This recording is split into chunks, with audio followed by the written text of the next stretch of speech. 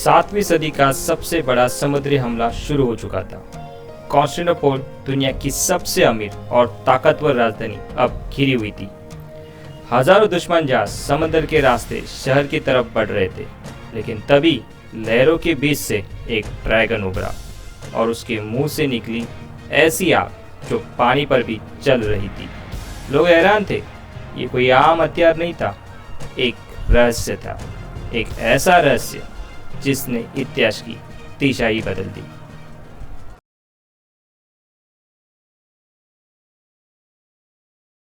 Hello friends, welcome to layer story. आज की इस वीडियो में हम एक नई सीरीज़ को स्टार्ट कर रहे हैं, जहां पे हम ये देखेंगे कि किस तरह से कुछ यूनिक वेपन जिसने ना सिर्फ लड़ाई जीती बल्कि पूरे इतिहास के डायरेक्शन को बदल के रख दिया।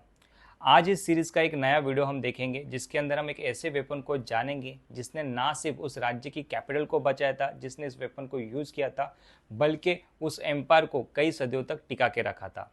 तो चलो इतिहास में थोड़े पीछे चलते हैं और देखते हैं कि कैसे एक आग ने पूरे समुद्र के ऊपर राज किया था।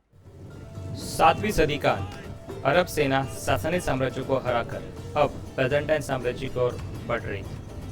कई सालों तक लगातार छोटे मोटे झड़पों के बाद साल 674 ईस्वी में कॉन्स्टेंटिनोपल पर पहली घेराबंदी शुरू हुई, जमीन और समंदर दोनों ओर से। उमायद खिलाफत ने यह तय किया कि अब बैजेंटाइन की नौसेना को हराकर राजधानी को झुका दिया जाएगा। लेकिन जैसे ही अरब जहाज बैजेंटाइन नौसेना के करीब पहुंचे, तब बैजेंटाइन जहाजों से आग की लपटें उठी, एक ऐसी आग जो पानी पर भी जल रही थी। दुश्मन के जहाज एक एक कर भस्म हो गए। ये हमला इतना अप्रत्याशित था कि अरब नौसेना को अपनी नौसैनिक घेराबंदी हटानी पड़ी। परिणाम स्वरूप दोनों पक्षों ने 30 साल का संघर्ष विराम किया, लेकिन ये सिर्फ एक ठहराव था, युद्ध का अंत नहीं। 40 साल बाद साल 1717 ईस्वी में उमायद खिलाफत ने एक और बड़ा आक्रमण किया, इस बार 1,20,000 जमीनी नौसैनिक और 1800 जहाजों के साथ। कॉन्स्टेंटिनोपल को फिर से चारों ओर से घेर लिया गया, लेकिन शहर अब तैयार था।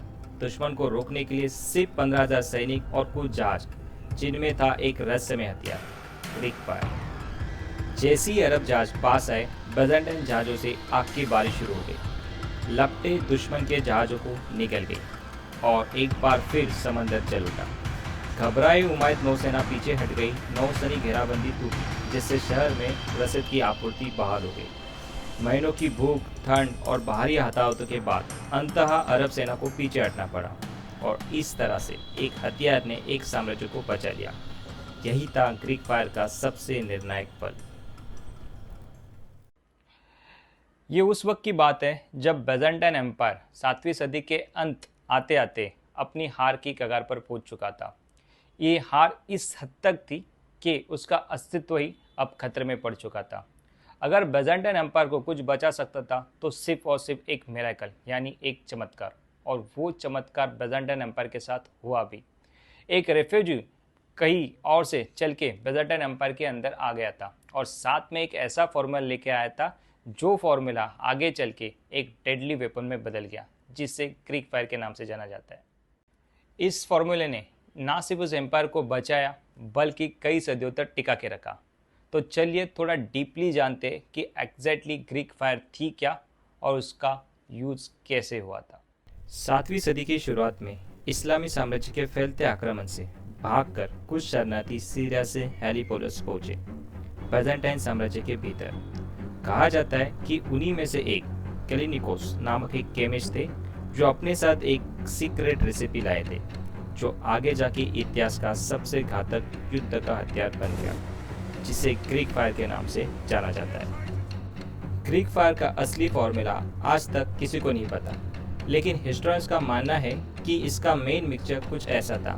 नैफ्था, जो कि एक तरह का कच्चा तेल था, क्विक लाइम, जो कि एक लाइम पाउडर है, और सल्फर, जो कि एक फ्लेमेबल है। इस लिक्विड को फेंकने के लिए बैजेंटाइन ने एक स्पेशल मशीन यूज करते थे, जिसे सिफोन कहा जाता था। इसमें एक मेटल टैंक होती थी जिसमें ये मिक्सचर को लगातार हीट किया जाता था। फिर हाथ से चलने वाले पंप से प्रेशर बिल्ड होता था और वो लिक्विड इस पाइप से बाहर निकलता था। पाइप के ठीक आगे एक पायलट फ्लेम होती थी, जो इसे लिक्विड को सीधा आग में बदल देती थी और नतीजा एक ऐसी आग जो पानी पर भी जलती थी और दुश्मन को पल भर में तबाह कर देती। शुरुआत में ग्रीक फायर को सिर्फ नेवल बैटल में यूज किया जाता था, खासकर दुश्मन के शिप्स को जलाने के लिए।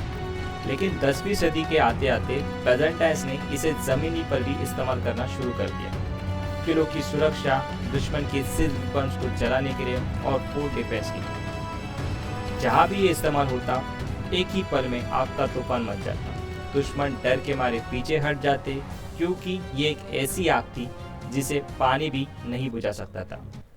लेकिन इस हथियार की कुछ लिमिटेशन भी थी, जैसे ये बहुत लंबी दूरी तक मार नहीं कर सकता था और अगर दुश्मन थोड़ा दूर से हमला करता तो इसका असर कम हो जाता। लेकिन 13वीं सदी तक आते आते बेज़ेंटाइन एम्पायर काफ़ी कमज़ोर हो चुका था। ना उतनी ताकत बची थी, ना पैसे। जो इलाके ग्रीक फायर की इंग्रेडिएंट्स को देते थे, अब वो एम्पायर के हाथ से छीन चुके थे। धीरे धीरे इसकी मिक्सचर तैयार करने की जो रेसिपी थी वो भी गुम हो गई और फिर वो हथियार जिसने सदियों तक एक पूरे एम्पायर को जिंदा रखा था, वो इतिहास के अंधेरे में खो गया। आज भी ग्रीक फायर एक मिस्ट्री है। लोग डिबेट करते कि ये बना कैसे। क्या सच में ऐसी कोई फायर थी जो आग पानी पे भी जलती थी? और अगर थी तो वो फॉर्मूला आज कहाँ पे? एक्चुअली अगर देखा जाए तो बेज़ेंटाइन एम्पायर का ये सबसे सीक्रेट और स्पेशल वेपन था। इसलिए ये वेपन की इंफॉर्मेशन सिर्फ कुछ ही लोगों तक सीमित थी। जैसे ही एम्पायर कमज़ोर पड़ा, उनके साथ ये फॉर्मूला भी गायब हो गया। आपको क्या लगता है, क्या सच में ग्रीक फायर थी? और अगर थी तो क्या इतनी डेंजरस थी? आपकी राय आप मुझे कमेंट बॉक्स में ज़रूर बताइएगा। बाकी इस सीरीज़ का, ये वेपन सीरीज़ का ये पहला वीडियो है जिसके अंदर हम वेपन्स को देखेंगे, यूनिक वेपन्स को देखेंगे जिन्होंने ना सिर्फ लड़ाइयाँ जीती है बल्कि इतिहास को ही पूर्ण रूप से बदल के रख दिया है। इसके अलावा मैं और 2 सीरीज़ के ऊपर इससे पहले ही काम कर चुका हूँ। एक है टैक्टिक की सीरीज़, जहाँ पे मैंने ऑलरेडी 2 वीडियो बना चुके हैं, एक oblique order, second double involvement tactic. दोनों वीडियो काफ़ी अच्छे हैं, आप जाके उन्हें चेक कीजिएगा, उन्हें देखिएगा कि किस तरह से ऑब्लिक ऑर्डर काम करती है, किस तरह से डबल इन्वॉल्वमेंट टैक्टिक काम करती है। साथ में मैंने बैटल सीरीज़ चालू करके रखी है जो कि इंडियन बैटल सीरीज़ है। अब तक मैं 3 वीडियो बना चुका हूँ, Panipat first, Panipat second battle और एक तालीकोटा का बैटल जो कि लास्ट ही अपलोड हुआ था। सो ऑल 3 बैटल्स जो मैंने बनाए हैं काफ़ी अच्छे से बने हैं। आप प्लीज़ जाके उन्हें चेक कीजिएगा, देखिएगा कि किस प्रकार ये बैटल्स लड़े गए थे, इनका नतीजा क्या हुआ था और इसने किस तरह से इंडियन हिस्ट्री को बदल के रख दिया था। तो ये 3 सीरीज़ के ऊपर हम आने वाले वक्त के अंदर कुछ ना कुछ वीडियो बनाते रहेंगे और देखते रहेंगे कि किस तरह से वेपन्स ने, बैटल्स ने और टैक्टिक्स ने हमारे पूरे इतिहास को बदल के रख दिया है।